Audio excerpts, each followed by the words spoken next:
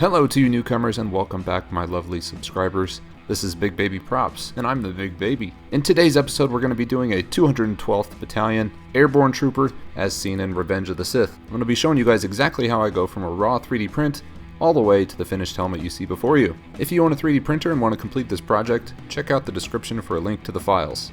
If you don't own a 3D printer and want to complete this project, I do sell the raw 3D printed helmet in my shop online, so be sure and check that out if you want to support the channel and complete this project. With that out of the way, let's get right into it. So the first thing we're going to have to do is some assembling.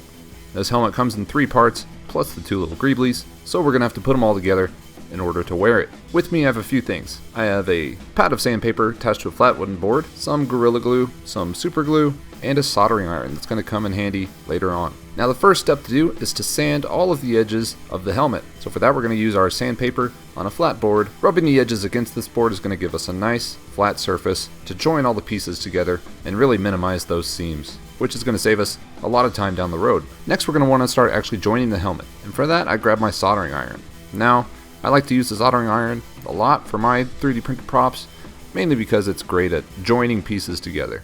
The end gets really hot and you're able to kind of weld the plastic together, which really helps with the hold. Now I like to use the soldering iron in just a few places at first, just simply to hold the helmet together while I apply the super glue in the other places.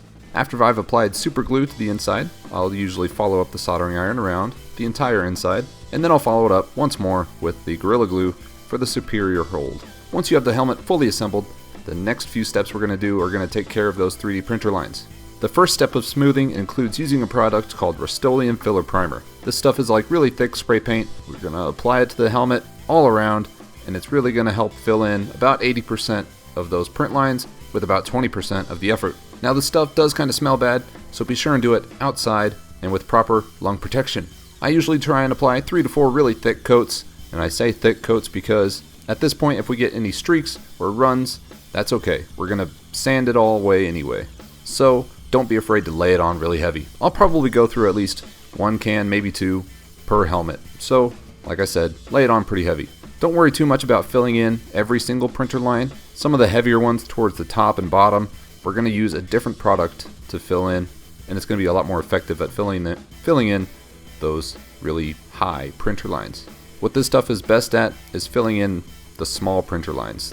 Like I said, it'll probably get 80% of the print lines with only 20% of the effort. Wait about 20 minutes in between each coat and you should be good. Apply 3 to 4 good healthy coats and we'll move on to the next step. As you can see, the top of the helmet still has some of those heavy printer lines I was talking about, so we're going to be using a product called Bondo Glazing and Spot Putty. You can find this in the automotive section of most big chain stores. For this you're going to want some gloves as well as a respirator and a well ventilated room. This stuff is kind of like thick toothpaste, I like to call it. It comes out as kind of a cream that I like to just wipe around with my finger. After about an hour or so, it'll start to harden, and eventually it'll be hard enough for us to sand away, and we'll be left with a completely smooth helmet.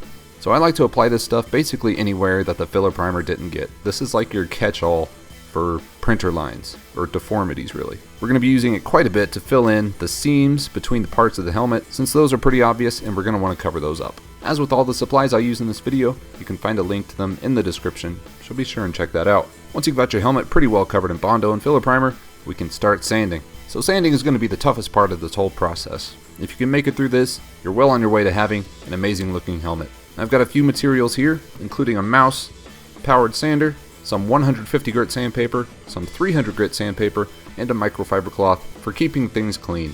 Now the first pass of sanding I like to use the mouse sander, simply to do a lot of the heavy lifting at first. You want to be careful if you're using power tools. Obviously, you don't want to damage the print underneath. It can kind of be sensitive, so take it easy. After the first pass with the mouse sander, I'll grab just a little square of 150 grit sandpaper to follow up the rest of the sanding. After that, I'll move up to 300 grit to really smooth out the surface and make it really nice and smooth. You can go higher and higher with your sandpaper grits, up to like 2,000 even. I like to just do 300 since I find that works pretty well and doesn't take a lot of time. Now after you finish sanding, you might see some defects that you missed the first time. That's okay, that's completely understandable. I do it all the time. I kind of expect it to happen to me actually.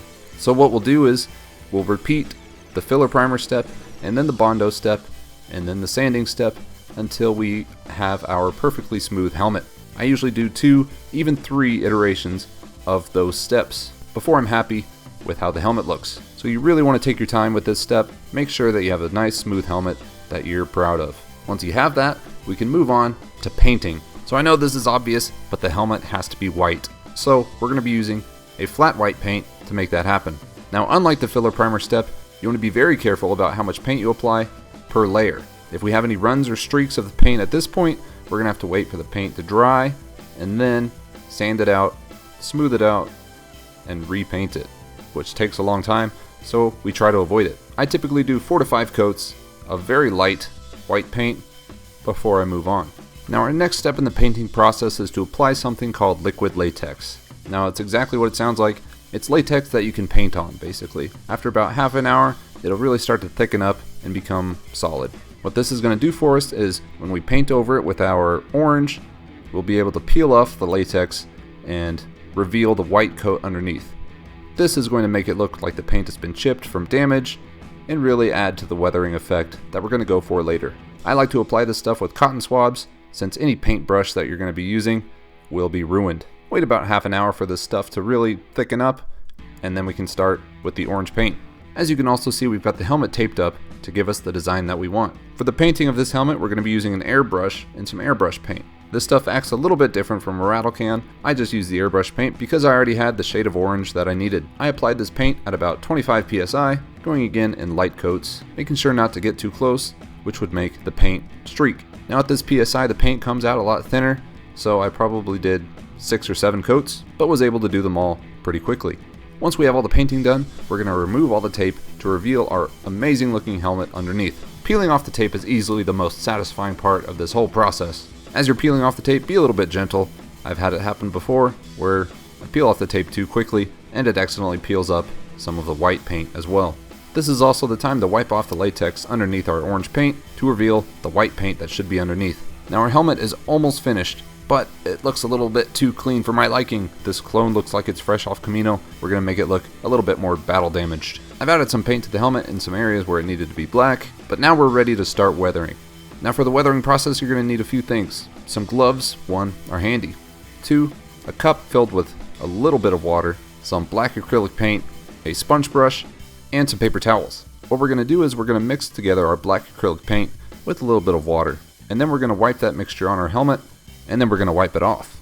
Hopefully a little bit of black paint is left behind, and it's really going to help the helmet look dirtier, more worn, and more realistic. So you can see me just wiping our mixture along the helmet, wait a few seconds for the paint to settle in, and then I take some paper towels and wipe it off. You don't want to be too aggressive with your wiping.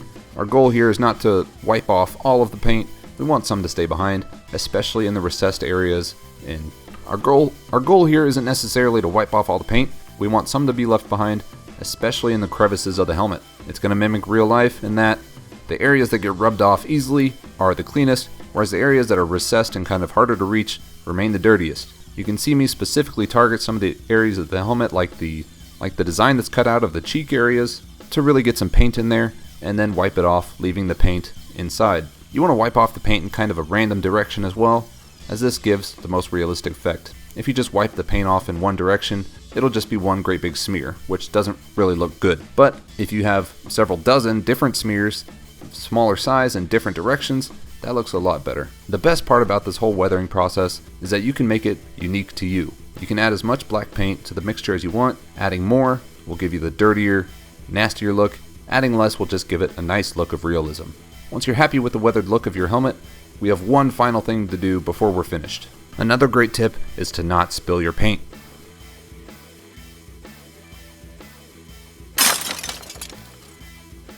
So as you guys know, all clone helmets have a visor. Good thing too, because it would look a little bit weird if you saw their eyes underneath their helmet, kind of like seeing the face of the mascot underneath his costume. So for our visor, we've got a very affordable option. We're going to be using a mosquito head net for our visor. Now this stuff is pretty easy to see through with just one layer, but what we're going to do is we're going to cut out a section that fits our helmet visor and lay it over itself 3 or 4 times so it's a bit harder to see into. We're going to be using just a regular hot glue gun to apply the visor to the inside of the helmet. Now I generally like to glue the visor together before we put it in the helmet, just in the 4 corners. Just a little bit of glue, simply to hold it together better. as we're gluing it to the inside. You want to be careful not to let any hot glue strings stick in the mesh, since they can be kinda easy to see and kinda difficult to take out once they're in there. So keep an eye out for your hot glue strings. If you've made it this far, congratulations guys. You have finished the 212th Battalion Airborne Trooper helmet. I really liked making this helmet. It won the vote between this and the Purge Trooper from the upcoming video game Fallen Order. But if you guys want me to still create the Purge Trooper helmet, let me know in the comments. I hope you guys enjoyed the video. I hope you learned something. I hope you're able to complete this project on your own, and I hope to see you again next time.